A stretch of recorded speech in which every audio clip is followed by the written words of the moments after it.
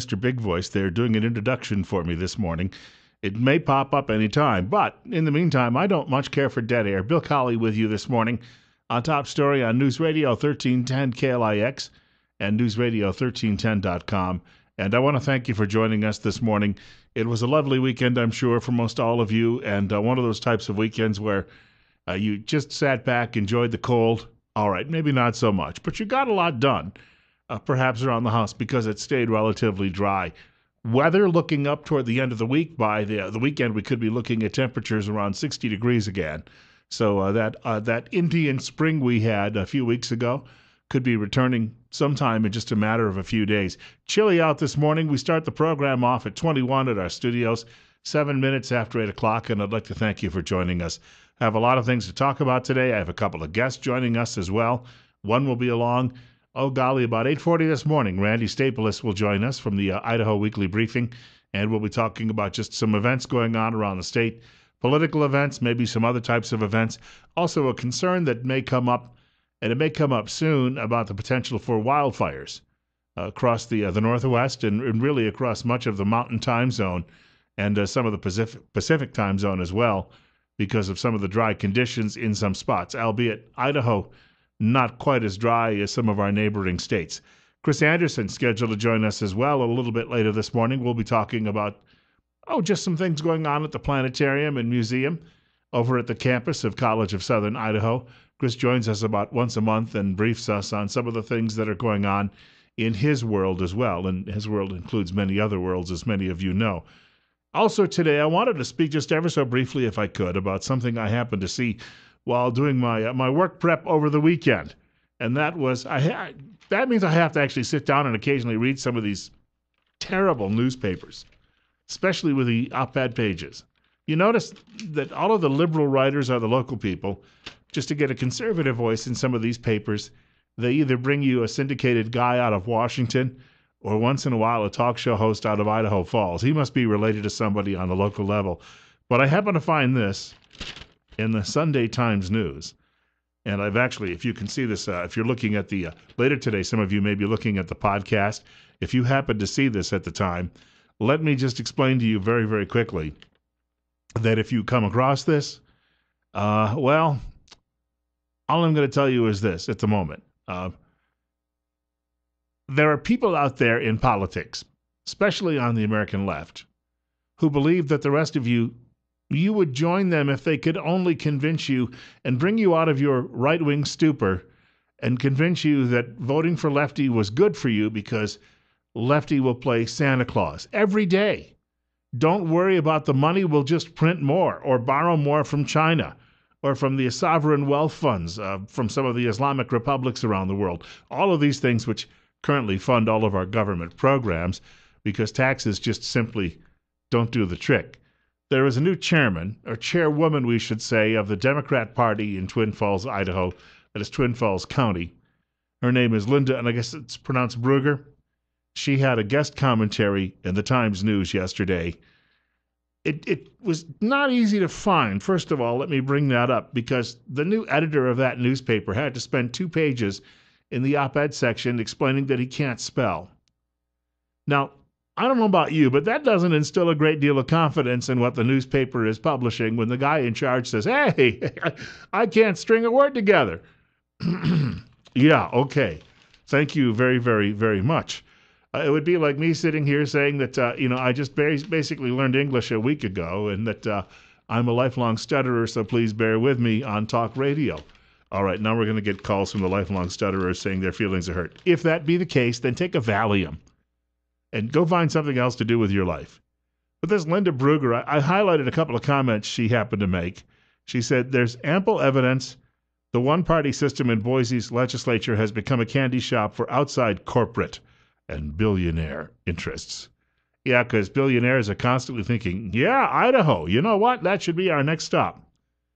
She goes on to write, for example, the American Legislative Exchange Council, whatever that may be, and the Koch brothers.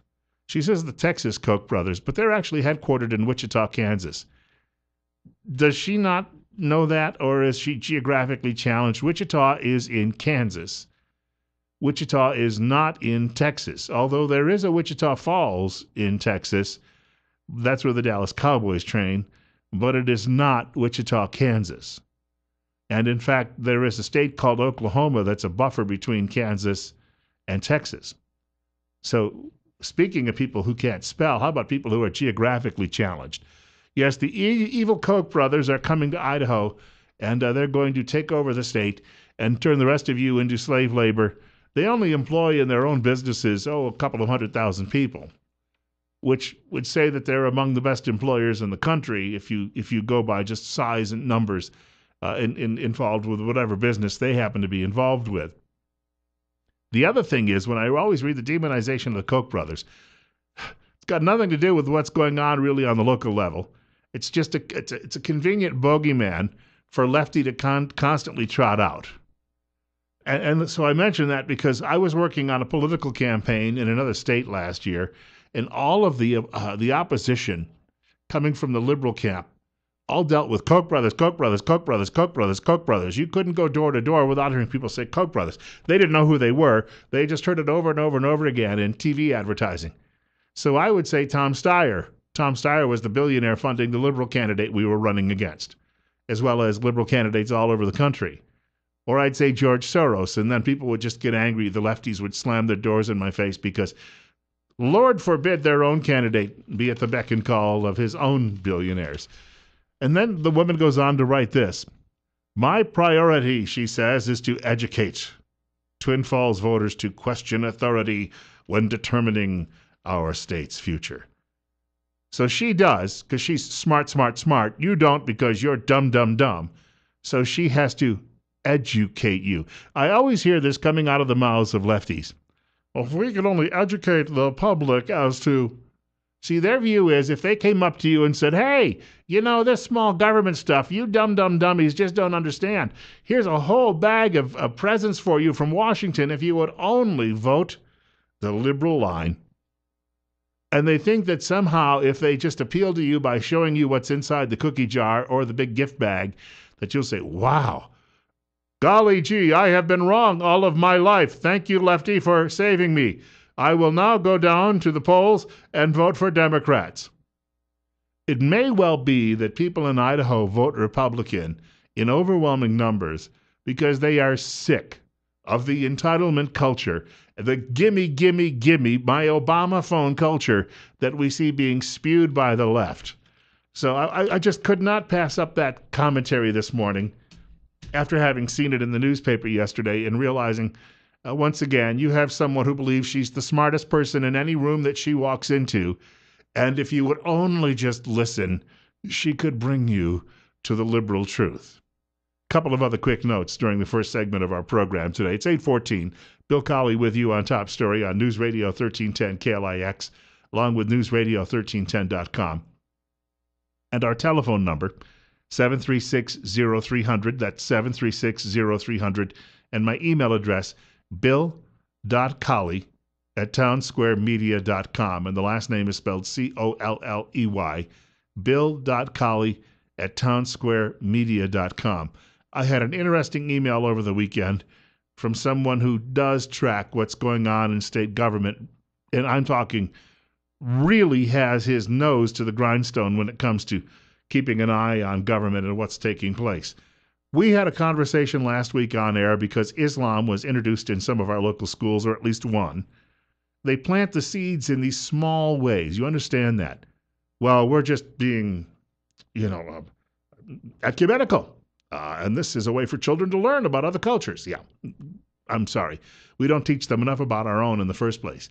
Tomorrow, there is a fellow who is going to be opening the business at the state senate in Boise by doing a Hindu prayer. And I asked this question over the weekend after someone alerted me to it. Does that alarm anyone in the state of Idaho? Or should we just say, hey, you know what? There are some of these people who live amongst us. They should have an opportunity to go out and say the prayer. But the fellow who tipped me off got an email response from a member of the state senate who says this argument has been going on internally in the Senate since last summer, and that the individual who will be doing the prayer is not even a U.S. citizen, but approached them last summer and said, I would like to do the prayer, And it actually went to legal argument within the state. And the Senate was simply told, if you have Christian prayer from time to open a session, or Jewish prayer to open a session, then you have to allow everyone else to come in and actually say a prayer. So it's not that these people in office are looking to break down our Judeo-Christian heritage. It's just that by law, by statute, they apparently have no other choice, which means if people, and there are some people who, I read about this group a number of years ago, they worship mummified dogs. They kill the dogs, have them stuffed by a taxidermist, mummified, and then they put them into their temple, and they worship these mummified dogs. They are amongst us here in America. In fact, I think there are some of them who are actually operating out of Salt Lake City and Denver. But the U.S. Supreme Court actually shot them down when they wanted to put up a monument in a local park, basically having said in its ruling a few years ago that, yes, not all faiths are equal, and that people who go around stuffing dead dogs and claiming that they're worshiping them might have a screw loose. And for that reason, the court said take a hike. So perhaps if people felt strongly about an issue like this, because it won't be long before we have all of these other people who like to burn people at stake, make human offerings, or believe that if you go out and kill whales and slaughter the whales, you will therefore gain the favor of some sort of sea god. They will all be lining up to say prayer. And the only solution right now that we have is simply to eliminate prayer altogether in order to keep the kooks and the freaks out. I am not saying that Hindus are kooks and freaks. Believe me, I have no animosity toward them whatsoever. My roommate in graduate school when I was a young man happened to be Hindu and one of the nicest people I ever met. And he told me, he said, just like Christianity, you can find many, many schisms within Hinduism. And some people believe in multiple gods, but he pointed out too as well that in the early days of my faith, if you look at the book of Genesis, it mentions lesser gods. He said that many people like him believe ultimately in just one creator and then some lesser gods. And we used to have a lot of these conversations when we were young. And all I can tell you is he was one of the nicest people I ever met. And I was proud to call him a friend. And he couldn't wait to become an American citizen because he loved this country, especially going to Burger King. For some reason, going to Burger King to him was the ultimate in liberty and choice. And he would do it just about every day for his lunch. One day I said to him, what's the average caloric intake in your country? He said about 700 calories a day. I said, how many calories are in that Whopper? He said, about 700 calories. And I said, don't you feel guilty? He said, no. He said, I like the taste. Good answer. 20 minutes now after 8 o'clock. Don't let me get ahead of myself here. Bill Colley with you this morning on Top Story on News Radio 1310 KLIX. Also anywhere around the world on newsradio1310.com. You can take us along anywhere you go. Listen to us online. Plenty coming up this morning. Randy Staples a little bit later will talk with us about some events going on around the state, political events too as well. And then we'll be talking a little bit about space with Chris Anderson coming up a bit later, right here on the radio this morning. At the moment that we speak, the Prime Minister of Israel, Benjamin Netanyahu, Benjamin is the English version of his first name, is speaking at something called AIPAC, that is the American-Israeli Political Action Committee. And of course, tomorrow he is going to be speaking, and not with the approval of President Barack Hussein Obama, to a joint session of Congress. Establishment media in this country, I could not find it this morning at the websites of the Washington Post, New York Times, LA Times. All of the big coastal liberal newspapers are not carrying the story, but you may have seen it over the weekend. It's being carried all over the world otherwise. Apparently last year, sometime in the spring or summer of last year, Israel had made a decision that it was going to attack Iranian nuclear facilities. And with that, President Obama got advice from Jimmy Carter's former national security advisor. And remember, it was Carter and Zbigniew Brzezinski who played that role for Carter, who screwed up this whole Iranian situation in the first place in the late 1970s. Brzezinski, who was also the father of the leftist Mika Brzezinski on MSDNC's Morning Joe, advised President Obama shoot down Israeli planes if they try. So Mr. Obama's White House threatened Israel, saying, if you even attempt to bomb Iranian nuclear facilities, we are going to take out your Air Force. Being reported all over the world. It's not being reported, though, by establishment media in this country. They are avoiding that story. The rest of the world knows, and no one is. Here is one of the greatest American allies of the last half century, if not a little bit longer than that. And we are threatening to take out their Air Force because they are looking to protect themselves against a state which has said its goal is to wipe Israel off the map.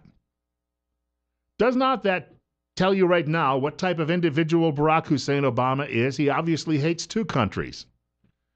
You thought it was just the one that Rudolph Giuliani was talking about a couple of weeks ago. Well, now it's obvious there was another one in that situation.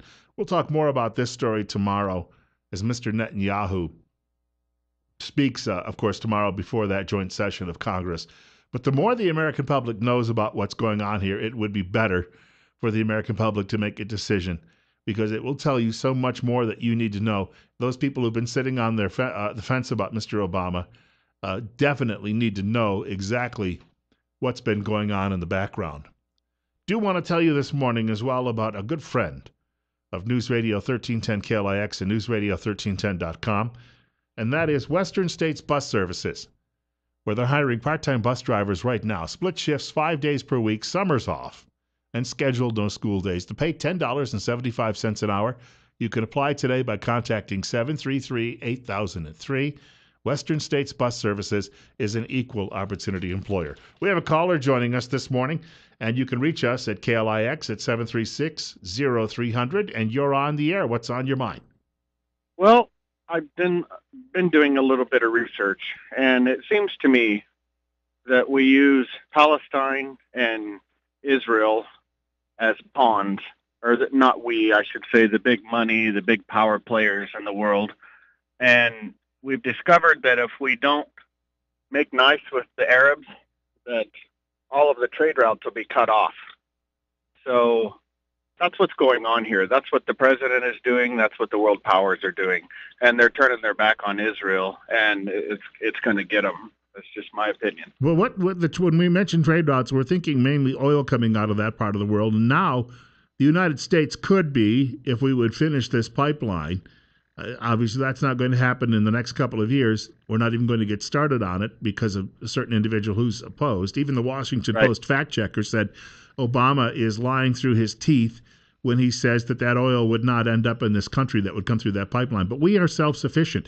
We don't need Arab oil any longer. You're absolutely right. But to give in to capitalism and freedom also takes control out of the big power hands. If we show as a people, like we have in the past, that capitalism is freedom and freedom is capitalism, and we break away from all this bureaucracy and everything, then that doesn't bode well for them either. I think that we are looking at a situation here. The other point being that when they say they could block off trade routes, we could blow them out of the water. I think in the long run, well, at least for the time being, as we continually downsize the military, that's going to become less and less a possibility. But I was reading in some of the Israeli papers over the weekend some of the ridiculous things that Mr. Netanyahu was asked to accept. In other words, funding for his enemies, Hezbollah and some of these other terrorist organizations, and equal access to his country, open borders. These are types of things that he's tried to quietly compromise with, and now they're telling him he can't protect his own sovereign nation. I thank you for the telephone call. This is just abhorrent when you hear this, that this would happen. In fact, the argument was from Brzezinski to Obama, look, if they're going to bomb nuclear facilities in Iran, they have to fly over Iraqi airspace. So we'll just simply shoot their planes down as they do that. Again, I don't... Brzezinski himself, as I said, worked for Jimmy Carter in the late 1970s. They were the people who allowed this whole Iranian mess to develop. And why anyone would go back and listen to those folks for advice, you're a demon if you do it, or you're possessed by a demon. That's all I can think of.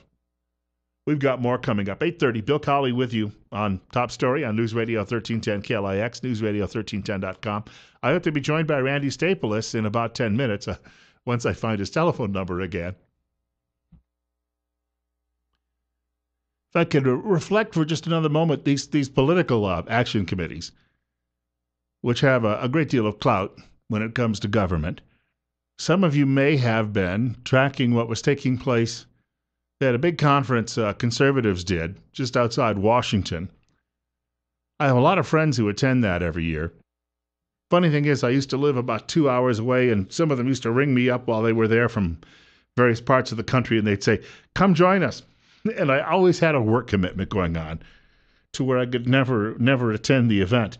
But I was watching it closely. There was broadcast live. They had a website set up, and if you couldn't watch it on C-SPAN, you could tune in and you could catch the thing, as I did over the weekend on the web, and I caught most of the speeches. I have to tell you, though, I was really shocked when people said that Jeb Bush, all the mainstream media, and I wrote a column about this myself over the weekend. It's posted at our KLIX Facebook page as well. But I'm seeing other people mention the same thing. Why are the New York Times and the Washington Post saying Jeb Bush was brave to go there and did well while he was there? Well, he bussed in his supporters so they could drown out the boos. And when they say brave, it's not like they were going to throw bottles and rocks at him while he was speaking.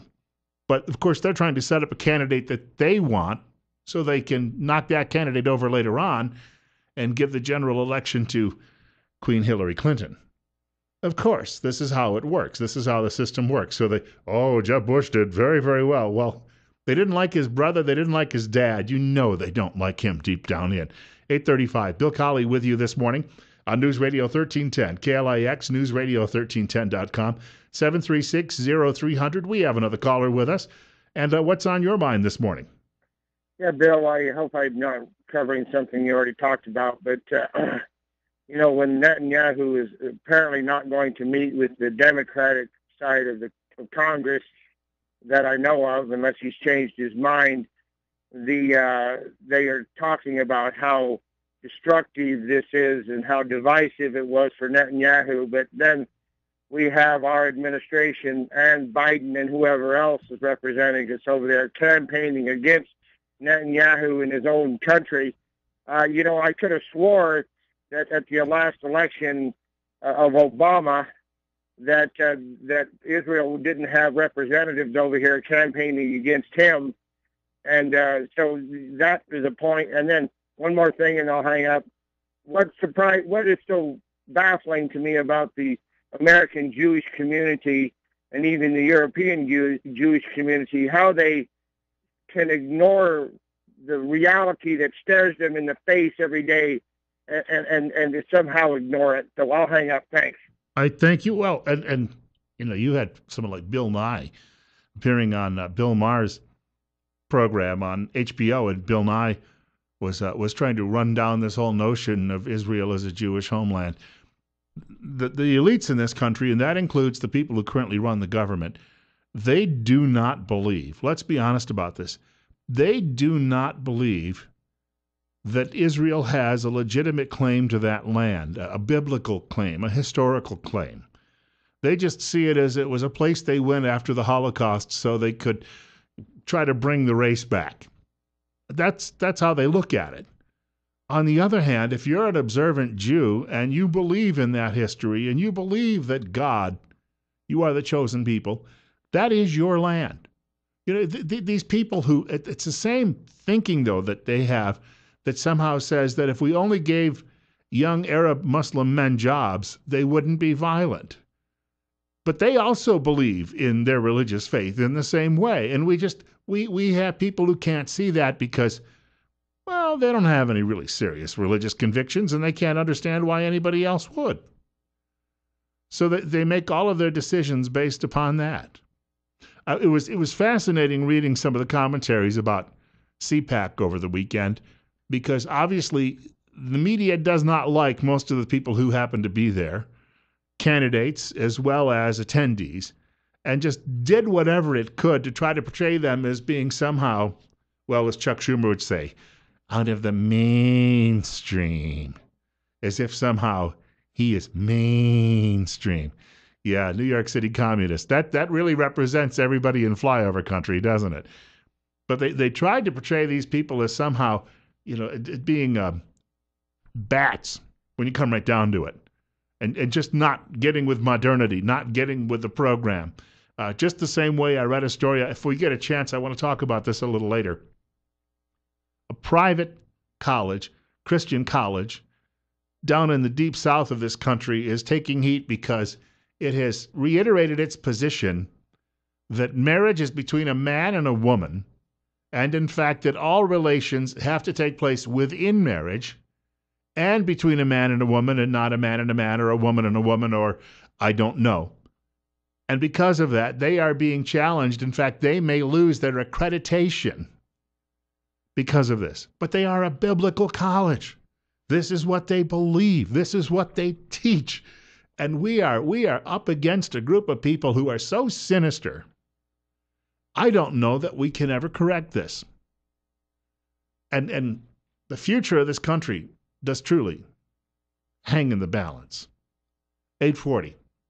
Hopefully, and I say hopefully, I can get Randy Staples on the line in just a moment, and he'll join us this morning, chat with us about the Idaho Weekly Briefing. Otherwise, we'll have to do a reschedule on that. And my apologies to him if I can't track down this dang telephone number. Generally, about this time every week, what we do is we spend a few minutes with the publisher of Idaho Weekly Briefing. That is Randy Staples. And today I was a little concerned we might not be able to do that because my old-fashioned way of planning for a show, my little black book walked off somewhere around the building, and I'll still track it down. But luckily, if you actually go to Idaho Weekly Briefing, there is contact information there, and you can get a hold of the folks who are publishing that on a weekly basis. Randy joins us again this morning. It's 8:44:23 at our studios. First of all, welcome back. I'm glad you're here. Very glad, in fact. Well, glad you were able to find it. It sounds as though the information served a new kind of purpose today. Yes. Speaking of information, how big is you can't possibly be doing all of this on your own, or if you are, you've got a cape and a big S on your chest. It's the internet is a wonderful thing. It allows for gathering a lot of information pretty efficiently. I do get some help, but we keep it fairly tight in terms of how we organize it, and organize it pretty carefully. I was going to say it's more than a 40-hour-a-week effort, though. Obviously, it takes quite a few hours out of the week. I would say so. And again, for people who'd like to take a look at it, a closer look at it, where would you send them? Sure. I would go to www.ridenbaugh.com. And again, to point out, Randy Staples is joining us this morning on News Radio 1310 KLIX and newsradio1310.com, where you can hear us anywhere around the world. One thing I try to do when I'm doing the show is keep in mind the demographics of the people who are listening. And you have quite a discussion about Medicare in the publication this week, and of course some comments as well from Senator Mike Crapo, but some concerns going on there about some potential changes. Is that what I'm looking at? Well, there's talk about how to make sure that Medicare Advantage doesn't wind up being disadvantaged in some of the health care changes and federal rule changes that go on ahead. Probably it's not going to be too much of a problem for very many people, but there's some possibilities of some cuts in Medicare Advantage that might hit some people, at least to some degree. Senator Mike Crapo has estimated that the individuals with disabilities could include as many as 70,000 Idahoans, and he's introducing some measures to try to ensure that these people aren't being hurt by the changes that are generally going on. I was going to say just the demographics in the state this are going to trend an older population, and of course older folks are going to have even more of those disabilities. We all notice that as we grow older. You're not 17 and healthy forever, obviously. Well, that's certainly true. And Idaho is very much susceptible to that. Idaho is as you point out, Idaho is trending a little bit older, and these kinds of things are having a little bit more of a disproportionate effect on Idaho. The other really big story I see going on around the state, and you may concur with this, I've been reading more and more stories that imply that the federal government may well be looking at this whole broadband issue with the schools, and how this has all transpired and broken down. I think at the beginning there was some thought it could happen, but it looks like it could be becoming more and more likely to happen. It appears very likely to happen. This is a case where federal money was at least originally involved, and the state was using federal money for contracting purposes that wound up being pretty questionable. And the feds do tend to go after cases like that. They go after cases very often where they can see local corruption, local or state corruption. They're looking into the situation over in Oregon as one example of that. But it would not be a surprise if it took that turn in Idaho as well. This is the whole broadband situation has gotten to be a very, very sticky situation for a lot of people in state government, and it's gotten very, very tough to get out of. In terms of the system going down immediately, the state's been spared that, but there are a lot of problems that are still associated with it, and they're going to be for quite some time. And the feds may only be one part of it. There are obviously people out there who think, too, that some decisions were made here that perhaps may have been made because someone was looking for a bit of an advantage for a political backer, etc. But on the other hand, the federal government, even if this was just simply incompetence or a mistake on somebody's part, the federal government isn't going to say, well, intent really doesn't matter. That's the part we have to keep in mind with all of this. And that could very well be the case. What's being talked about now makes it a good deal worse, just because if you're talking about just incompetence or just a matter of, well, something went wrong, you're right. That doesn't mean that the feds wouldn't get into it. That's entirely possible. But when you have allegations, at least, that things were deliberately mishandled, that there were intentional efforts to benefit some people, possibly for political reasons or other reasons, whatever they were, if they weren't the objectives of the state, then there would be a problem. The feds are very likely to get into it. Two-pronged question. And a prediction from you. Do you see indictments? And number two, how high will those go if it happens? I could imagine some indictment somewhere. It's very hard to know how high they would go. I could imagine something, for example, in the state agencies specifically that were contracting with it. But I think you have to wonder whether there may be something coming up a little bit higher than that into the level of people who are gubernatorial appointees, because they were the ones who, in large part, made the decisions back then. Now, it should be pointed out that generally, for the most part, those people aren't the same people who are in office right now. There's a new superintendent of public instruction. There's a new state administrator for Department of Administration, people who were most heavily overseeing this stuff directly. So we're not probably looking at the people who are in office right now, but more likely people, if something materialized, more likely people who were there at one time and are not now. Our guest is Randy Staples. It's 8:51. He, of course, is the man behind the Idaho Weekly Briefing.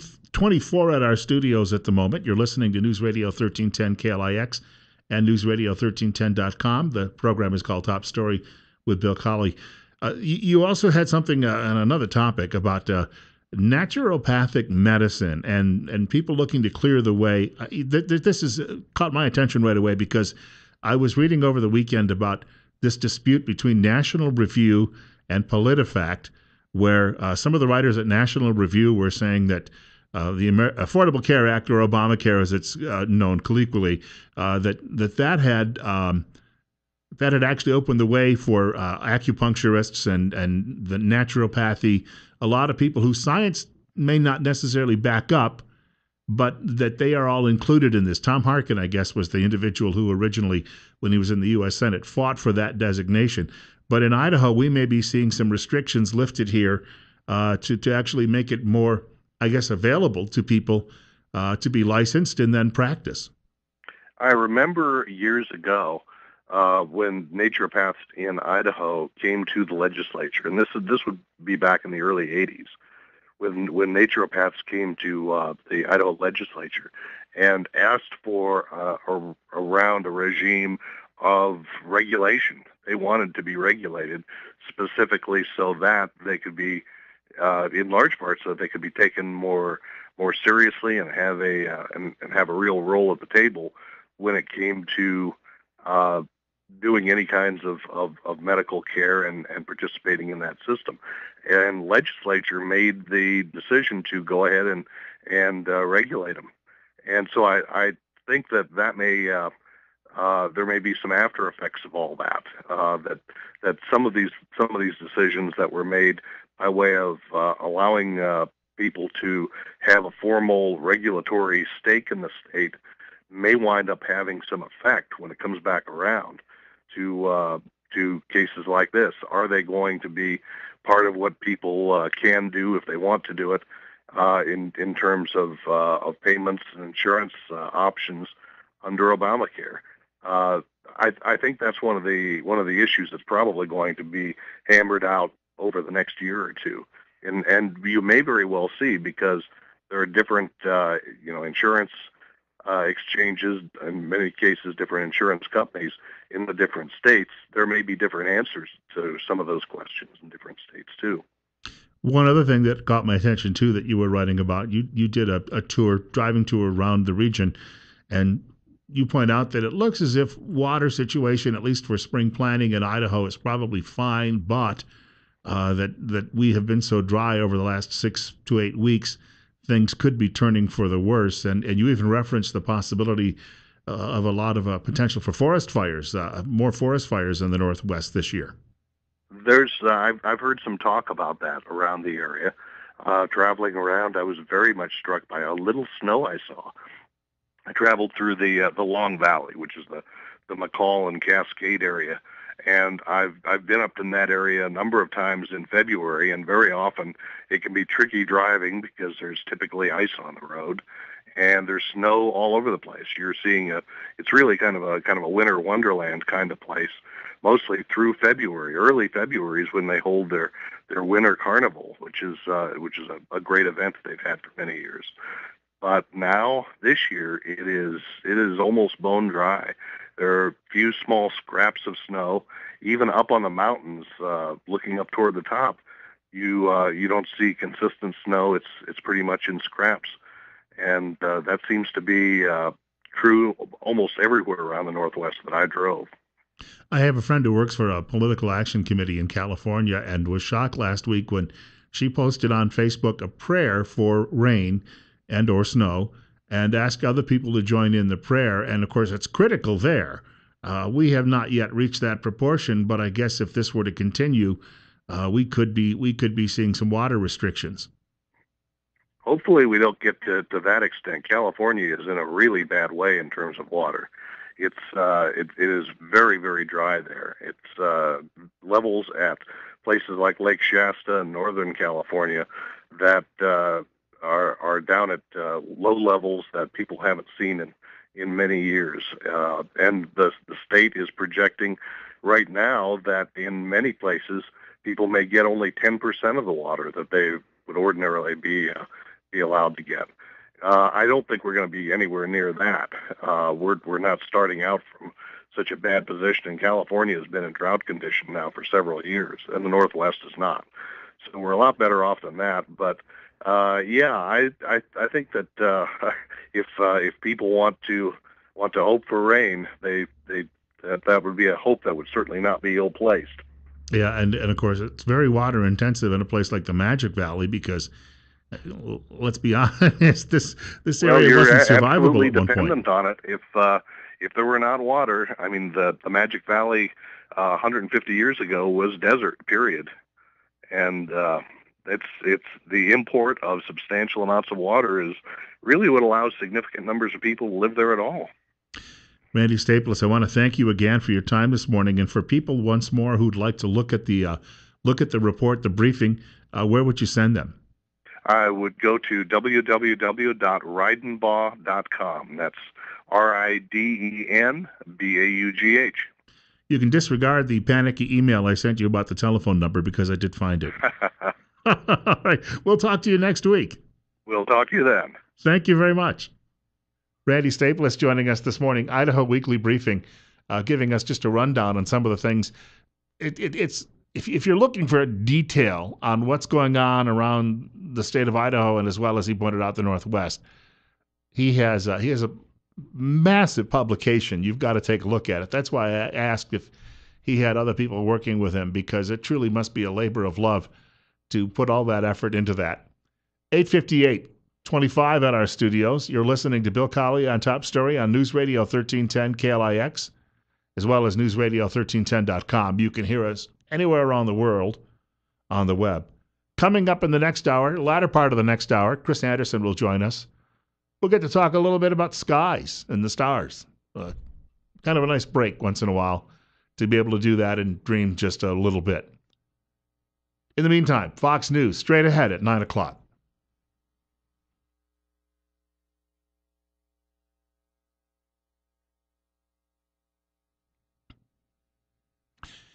And again, Mr. Big Voice is taking the day off. Bill Colley with you on Top Story on News Radio 1310 KLIX and newsradio1310.com. Thanks for joining us again on this Monday morning. Temperature only 25 right now, but looking like we're going to have a day. According to one forecast I saw, we're looking at 50. But I also saw another forecast that said we're looking at 39. But still plenty of sunshine today, and by the end of the week we could be looking at temperatures in the low 60s and going into the weekend as well. We have a guest coming up with us in about 10 minutes. He's going to be talking about issues related to the skies and the planets and other extraterrestrial events that may be going on. That'll be Chris Anderson from the Herod Center on his way to our studio shortly. In the meantime, coming up on 7 minutes after 9 o'clock, I happened to see a couple of things that I thought worth commentary today, only because it just shows you how wacky political correctness has gotten in this country, and perhaps there is no way to ever bring us back to a more traditional approach to our lives. Maybe it's the end of Judeo-Christian culture in the Western civilization. I don't know. I hope not. But I saw a couple of stories over the weekend that made me more than a little concerned. Washington Post. In this story, I read the comments section too, and you know most of the people reading that newspaper, sometimes known as Pravda on the Potomac, happen to come from a rather left-wing worldview. Here's the headline. South Carolina College denounces homosexuality after 2 volleyball players come out as gay, which is a euphemism for homosexuality. Surprised they use that word, because in the New York Times they won't even use homosexual or homosexuality any longer, claiming that that's hurtful, even though it's a scientific term. The Orwellian use of language continues on the American left. Melissa Payne is the writer of the story, or Marissa Payne. She says, in response to 2 male athletes on its volleyball team coming out in an article published on Outsports.com last year, the college, and this is Erskine College in a place called Due West, South Carolina, which is aligned with the Associated Reformed Presbyterian tradition. That is not Presbyterian Church USA, which is a fairly liberal and bland branch of Christianity. Presbyterian Church in America, which is the Reformed branch, is a much more conservative branch of Presbyterianism. In a strongly worded denouncement of homosexuality on campus that many read to be a behavioral ban. Now, when you go to a Christian school, do you not expect that there are going to be certain rules that you would be asked to follow? There was a young man many, many years ago. He ended up going to a college, Kentucky, I guess it was, and it was a Baptist college, and he, in the paperwork that he had to fill out and sign, a contract, it said, we do not prevent students who have alternative lifestyles from attending our college, but while you're here, you will not promote those alternative lifestyles. He signed the contract. A week into the semester, he showed up, put a soapbox down in the middle of the quad, got up and started denouncing the school's policy and announcing to everyone who would hear him that he was of that particular persuasion, sexual persuasion, that the school said was not biblical. And then he sued the school after his expulsion, even though he had signed a contract that said that he would not become a spokesman for the cause publicly while on campus. And something called Kentucky Freedom Alliance got behind him, and it got really out of hand. Here you go again. You've got a Christian college which teaches that the Bible is inerrant, that it is the Word of God, and yet they are being pressured, according to this story, to make changes, to be more inclusive. You wouldn't do that at a Muslim school, would you? No, they'd be afraid to even make those demands. The writer says, it is unclear how the newly adopted statement will affect student life going forward. It's a lazy throwaway line. Of course it's unclear. But most of the students who go there probably don't give a hoot one way or the other. They just want an education, or they take their Bible seriously. And here's a quote from one of the students who came out, supposedly, of the closet. I understand the religious stand on adultery, which is part of the 10 Commandments in the Bible, and that would apply to heterosexual and homosexual people. But when I saw the mention of sexual orientation being an issue, it just made me sad. Apparently making somebody sad in America any longer is a crime. Kid, take yourself a Valium, go find another college where you'll be more welcomed and you can move on with your life. For crying out loud. So your feelings are hurt? You knew going into this situation, it is a strict Christian college. What were you thinking? Nobody is here forcing you to change your lifestyle. Nobody here is kicking down your door and hauling you away on a sodomy charge and locking you in a dungeon. Nobody is throwing you off the top of a minaret. Will ya shut up and find another place to get an education? 912. Bill Colley with you this morning on Top Story 26 at our studios. You can reach our program at 736-0300. That is 736-0300. And, of course, you can hear us anywhere on the web, all around the world at newsradio1310.com. And speaking of the web, you can send me electronic communication, an email at bill.colley@townsquaremedia.com. That's bill.colley@townsquaremedia.com. Many of these so-called Christian schools have just simply dropped their Christian identity. Nazareth College, which had been a Roman Catholic school in Rochester, New York, couldn't any longer abide by the church's teaching, still call themselves Nazareth College, but they tore away from the Roman Church. We have another school, this one in New England, called Wesleyan University. Now, with the name Wesleyan University, you might get the idea that this college was founded to adhere to the principles of John Wesley, the founder of the Wesleyan faith.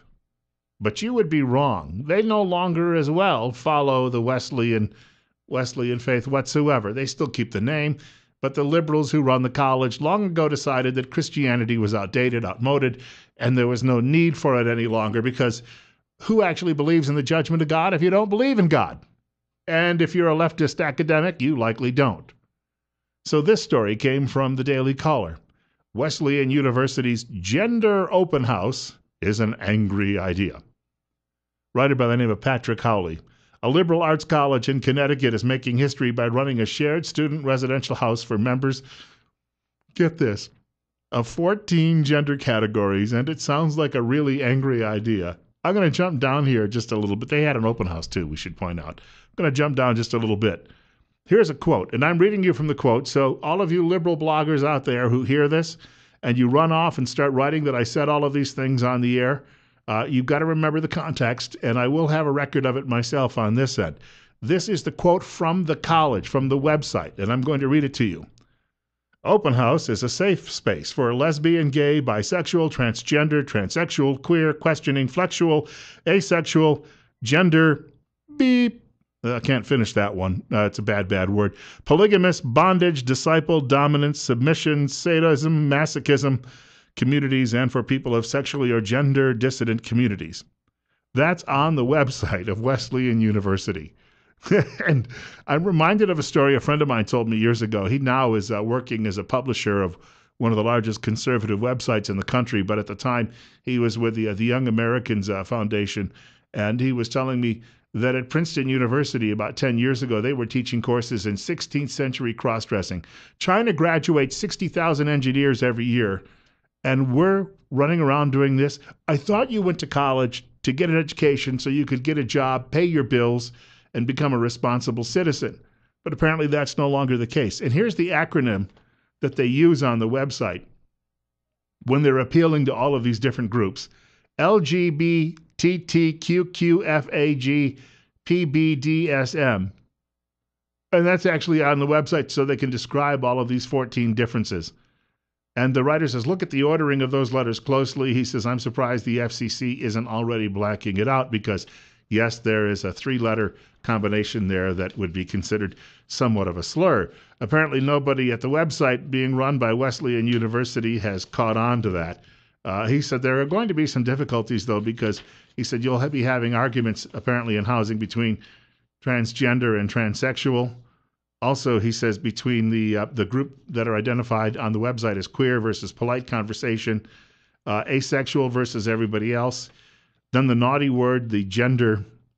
I looked this up online this morning, and if you drop the F word at the end of it, it says gender bender, whatever gender bender means. Here's another one, dominance, submission versus feminism. And he says, isn't dominance, submission just straight sex? Now, there's an interesting question. Here's another one, bondage, disciple, sadism, masochism. He said, that's a lot of weaponry in one house.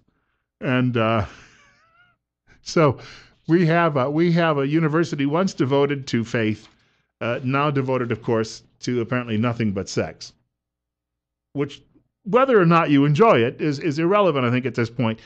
The commentary I'm trying to make is, what is the whole point of going to college and getting an education for? So you can learn something, and you can be productive, and yet we have to deal with all of this. 16 minutes now after 9 o'clock. Bill Colley with you on Top Story on News Radio 1310 KLIX and newsradio1310.com. Telephone number 736-0300. You have to keep in mind a couple of quick things here, and I'll bring this up. This is all taking place east of the Mississippi River. And maybe there's at least a buffer between us, between a place like Idaho, or if you're listening in Nevada or Utah, there is a buffer of several states in between, and most of those states are fairly logical places. I don't think that Nebraska and Iowa and some of the other places between here and there are going to be turning around, joining that side, coming and attacking us and forcing us to live that particular way. But you never know. There are people out there whose feelings are going to be hurt if you don't appease them. No different than when you go to prisons any longer and you have to have foods that are set aside for all of the different dietary requirements of the prisoners. They went out and they, kill a family of 5, and then they get locked up, and then they demand that they have to follow strict guidelines because of their religion, which didn't stop them from killing 5 people, but you can't have pork. I don't quite understand all of that. Look, we have a guest coming up. He'll be joining us in just a moment or so. And we're going to be talking about issues related to, astronomy and any number of things, science and the like. That's on the way in just a few minutes. Bill Colley with you on News Radio 1310 KLIX and newsradio1310.com. And again, if you'd like to drop me a line, commentary on anything that we're talking about today, please feel free to do so. My email address, bill.colley@townsquaremedia.com. I know that's really, really long. I was going to get a business card made, and then it turned out it was the length of a bumper sticker. So I'm trying to figure out some other way to do all of this. But you can drop me a line, and the last name is spelled Colley. Once more, that is bill.colley@townsquaremedia.com. Chris Anderson will be joining us in just a few seconds on the air. In fact, he's patiently waiting to join us right now as we speak. And we're going to lighten things up here a bit. Well, if you can call science light. I think in some places, though, at least the conversation is a little more palatable, depending what your pronunciation is for most people who might be tuning in. So that's coming up in just a short while. And of course, tomorrow we'll be joined in studio as well by our good friend from the Twin Falls County Republican Party, Steve Millington. And that should keep everybody wide awake. Believe me, Steve is he's naturally caffeinated. All those things coming up.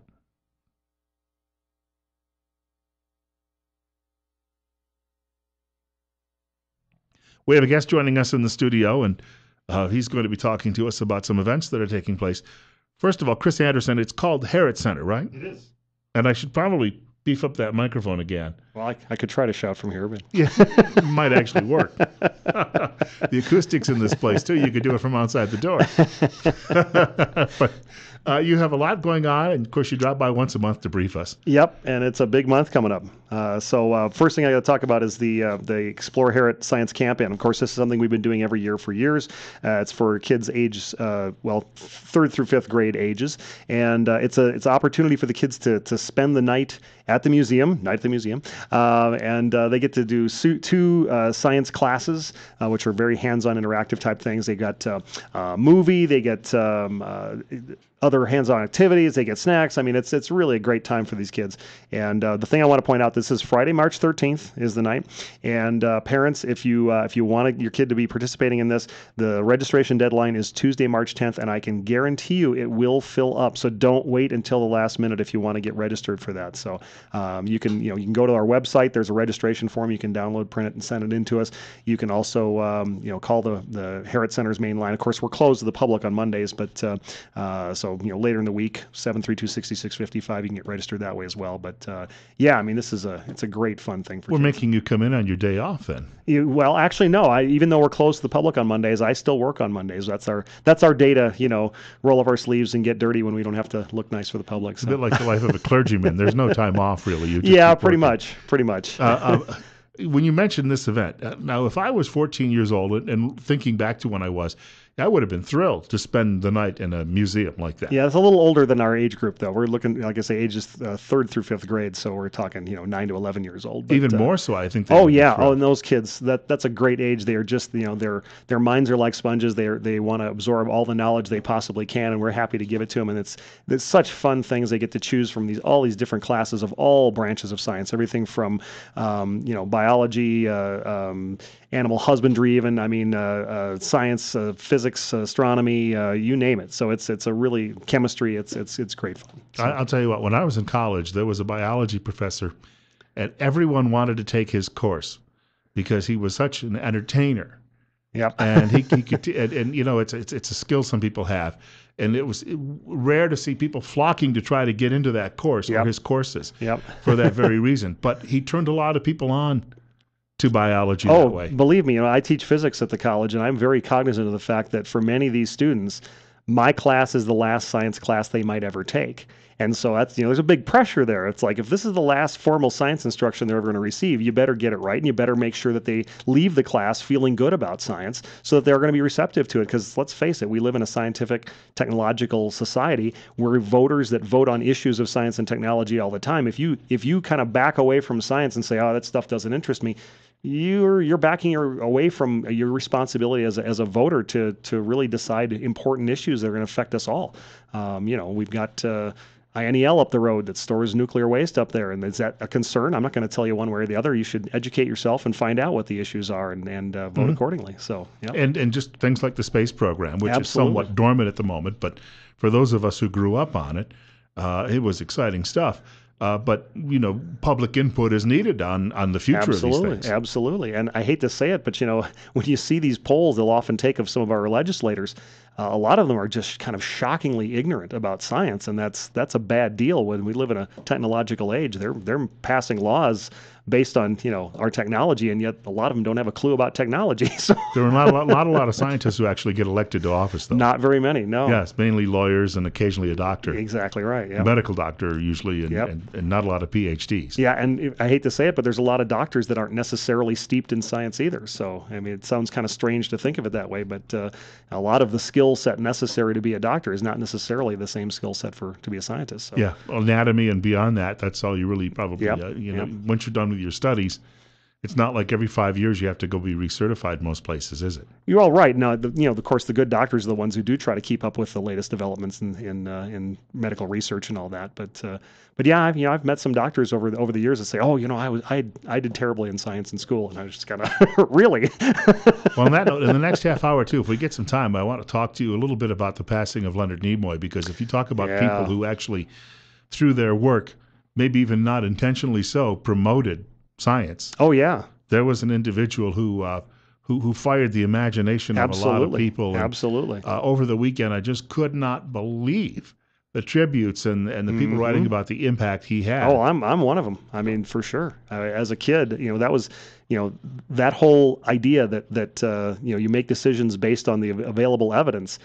The philosophy of science, if you will. That was probably my very first exposure to it as a kid, was seeing, Mr. Spock on Star Trek talking about, here's what the data says, here's what we can observe, and here's the conclusions logically derived from those observations. So. And they, in fact, I know this from reading about the second series, The Next Generation, they would literally hire science advisors to help them with the scripts. Oh, yeah. So that they would be accurate. Yep. Which, otherwise it was just pure fantasy. Oh, yeah. But what they talked about was potentially these are things that can, in some cases, have happened. Yep. Well, we've got more coming up with Chris Anderson. It's coming up on 9:30, 27 at our studios.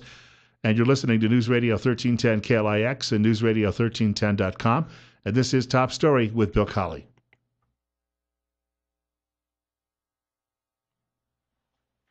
Do want to mention I've got a quick point to make before we move on with our guest, Chris Anderson.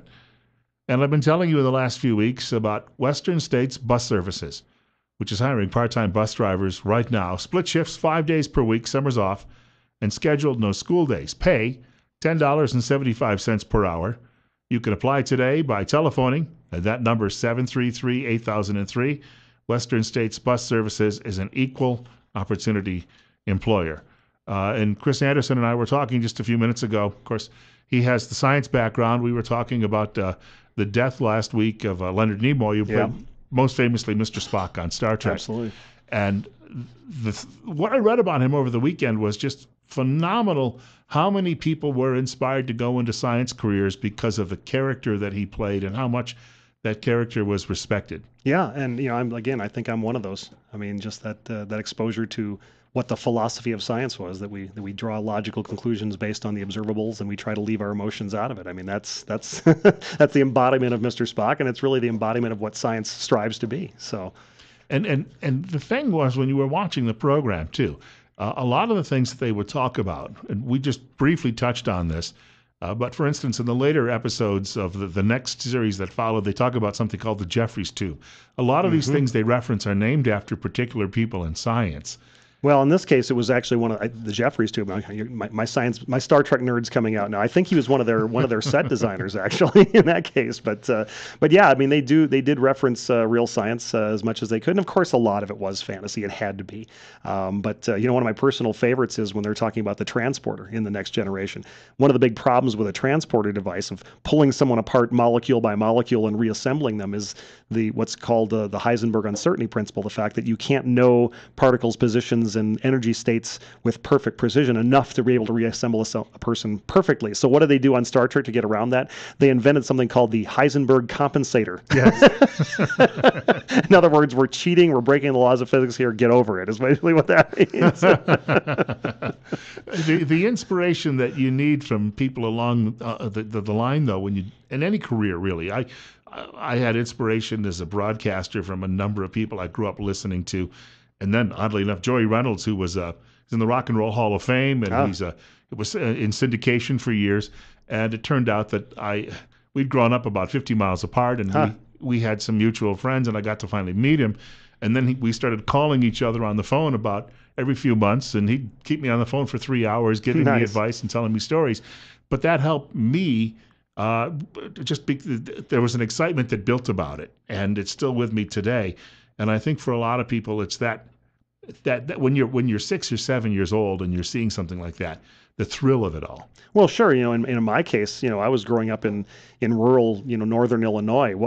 How many opportunities was I going to have contact with a real scientist? Not very many. And yet, every week here was Mr. Spock on TV and sort of demonstrating what a real scientist was. So it was, that was sort of my exposure, as close as I was going to come to a real science in rural Illinois. So yeah, and he didn't go around punching people or doing those things either. He's a very calm guy. No, in fact, I mean, you may have read that Nimoy was the one who came up with the idea of the Vulcan neck pinch, because he thought it's illogical to be violent, right? So he thought, well, shouldn't this cerebral character have a way of disabling opponents that doesn't harm them without coming down to fisticuffs? And so they basically rewrote the part so he would have this ability based on his input. So Nimoy went a long ways towards shaping that character, and all the script writers from back there will tell you that. So, and really the series too as well. Absolutely, I understand. Well, you have a lot more going on. We have another segment too coming up, and just a couple of minutes left in this one. You have a lot of things you wanted to discuss too as well today. Absolutely, yep. In fact, we got our monthly Free Star Party. Of course, those are always on the second Saturday of the month. That'll be on Saturday, March 14th. There's a lot in the sky right now. If you've been watching over towards the western sky, brilliant Venus out there. In the eastern sky, you got Jupiter. That's just the tip of the iceberg, though. There's many star clusters and the beautiful Great Orion Nebula and all sorts of great stuff up there. That event starts at 8:15 in the evening on March 14th, goes till midnight. As long as the skies are clear, you can come for as much of that time as you like. Just be sure you dress warmly, because we don't heat the observatory. We want to look through heat waves. We also have a Herret Forum lecture coming up, and this one is also coincidentally astronomy related. It's by Joe Dodds and Ralph Peterson, two of our local teachers who got to fly on board a high-altitude astronomy aircraft. And actually, they've got another mission coming up very shortly here. So they're going to be fresh off that mission to give their talk on Wednesday night, March 18th. That'll start at 7:30 to be all about what the Sophia aircraft is all about. It's got a 100-inch telescope mounted on its fuselage, and they got to fly along with it. And so that should be really fun, and that's free. Can't beat that. And then the following night, March 19th, I'll be giving a talk about Einstein's general relativity, which is 100 years old this year. And you might think, oh, that sounds like some pretty esoteric stuff. Well, yes and no. I would make the argument that general relativity saves lives every single day of the week. And if you'll have to come to the talk to find out what I mean by that. But there are certain technologies that we have today that wouldn't work without our knowledge of general relativity. And one of those is a life-saving technology. So, and that'll be, again, Thursday, March 19th, starts at 7:45. There is a fee for that. It's $250 per person. And we'll also have the observatory open afterwards for anyone who wants to look up in the skies. So, in the next segment, we're coming up against the break here in a few seconds. But I've got to ask you, speaking of things in the sky, some of the space junk. Oh, yeah, absolutely. And we're not the only part of the country that has had that issue in the last couple of weeks. Yep. And my sister from Western New York telling me that they had an issue just about 3 or 4 days before it happened here. Yeah, I read about that. We've got more coming up with Chris Anderson. It's almost 9:40, 28 right now at our studios. Bill Colley with you on Top Story on News Radio 1310 KLIX, and as well anywhere around the world on newsradio1310.com.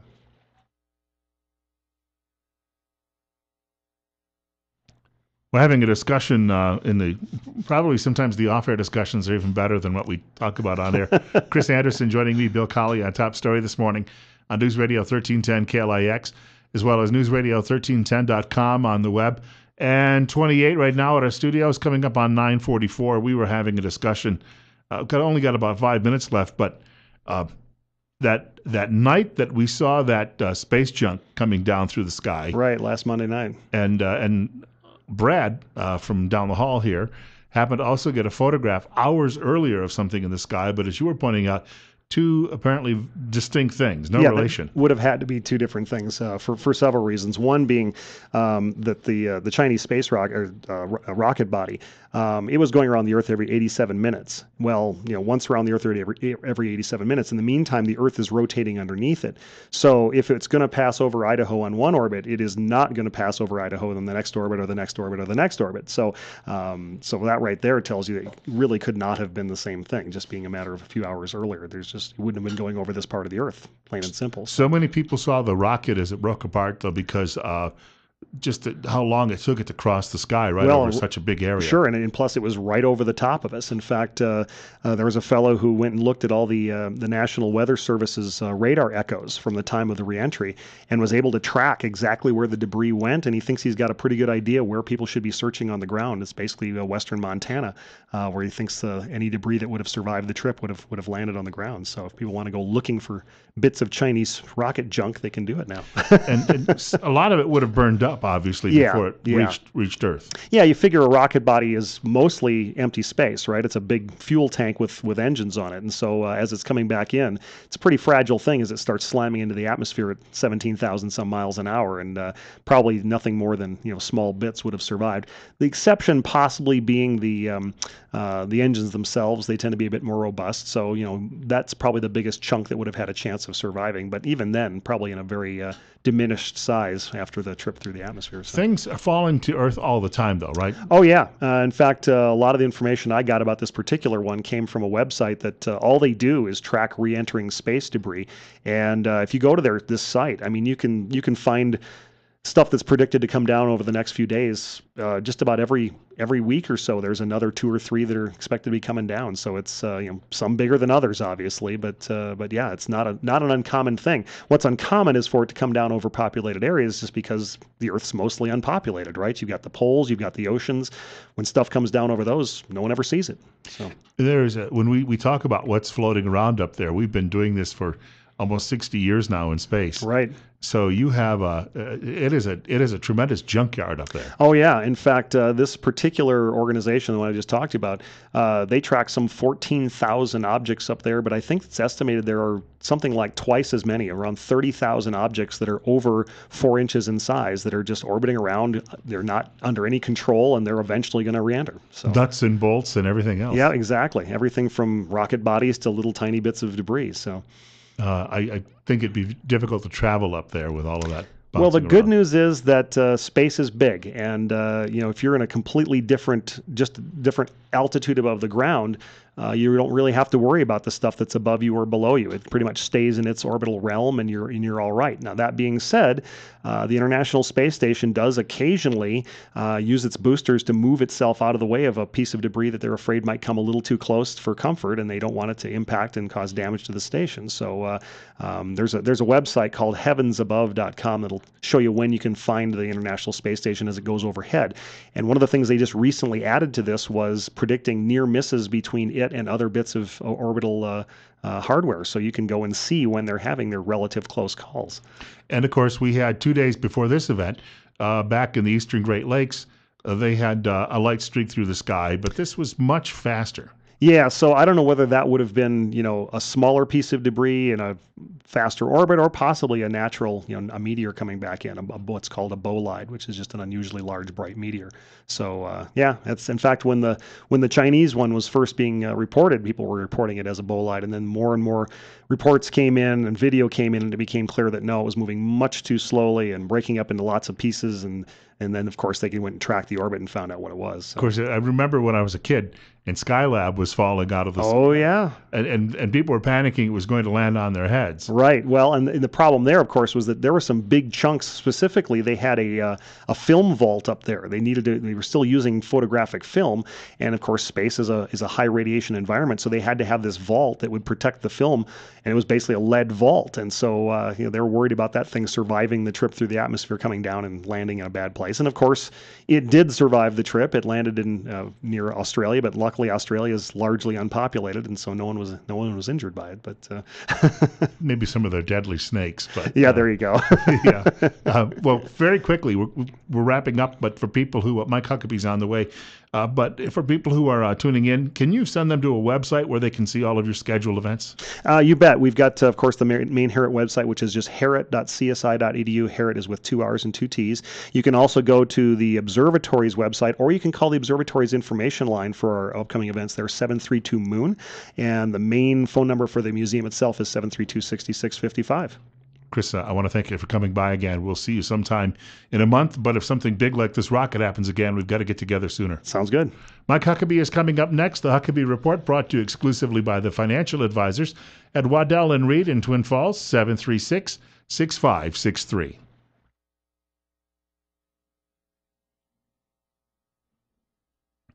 Yeah, I think I've encountered a few Irish blockheads. Usually on March 17th, which a friend of mine who used to be in law enforcement always called amateur night. Of course, he said the same thing about New Year's Eve. And you realize there's not much of a difference between the two events. 9:54, and you're listening, of course, to Bill Colley on News Radio 1310 KLIX and newsradio1310.com. People are thinking I'm being offensive, I guess, to the Irish when you consider that the ancestry in my family. Colley is an anglicized version of Macaulay, which at one time was called MacKilcooley, from somewhere in the area around County Clare, County Galway, and County Roscommon, or Roscommon, I believe is how it's pronounced there. The Irish have a different way of talking, obviously, than all of us do. And then, of course, having a mother who had ancestry on one side of the family from Scotland and then on the other side of the family from Ireland as well, you can tell that I grew up eating bland food. That's about all you need to know about Gaelic ancestry. 9:55, and we have to mention Rush Limbaugh will be along following news at 10 o'clock from Fox. Sean Hannity had a great time, I guess, at CPAC because he was on stage with Jeb Bush asking the questions as Jeb Bush was being booed the other day. And if you'd like to know more about that experience, tune in and hear Sean this afternoon between 1 and 4 right here on News Radio 1310 KLIX and newsradio1310.com. And then Glenn Beck will be along following Fox News at 4 o'clock this afternoon right here on this very radio station. Didn't get to it today, but I wanted to mention this because it's in a neighboring state. Remember when Seattle, Washington raised its minimum wage to $15 an hour? And there were people who were sitting on the city council saying that there shouldn't be a problem, costs would not be passed on to customers. One socialist, and an avowed socialist, not making this up, who sits on the council said, any additional costs could come out of extravagant profits rather than consumers' pockets. Well, as it turns out, a great many restaurants and shops that have always employed people on the unskilled end of the scale or in entry-level jobs are now closing up and closing doors. One of the most popular restaurants in Seattle they used to have music. You could go in and you could listen to a piano player while you had your dinner. The piano and the piano player are gone. They're no longer serving lunch, only dinner, and they may not long be able to continue to do that. Why? Paying help $15 an hour. So they don't even have a restaurant wage where you have in many states because the staff is tipped. So you'll have a restaurant wage, which is often lower than, let's say, the other wage for that very reason. But here you go again. You've got people who make these decisions who have no experience in business. And they'd like to spread that throughout the state of Washington, and then they'd like to eventually take it nationwide. Why have it 15? Why not 50 or 500? We can always just print up more money, right? Make everybody feel better about themselves in that particular situation. If you'd like to know more about this story, if you're in business on your own and you'd like to have a record of this, you can go do a computer search. A fellow by the name of Bill Chandler was the writer of this story, and I happened to find it at something called Viral Buzz. So you can look it up yourself and get all of the nasty details on all of that. Here you go again. You got people in government who are absolutely clueless about how business works, and then they're making the laws. 9:58. Bill Colley with you. Thank you for joining me today on Top Story on News Radio 1310 KLIX, as well as our website, newsradio1310.com, where you can hear us anywhere all over the world, as I like to tell you. And God willing and the creek don't rise, I am back in this chair tomorrow morning, starting at 8 o'clock.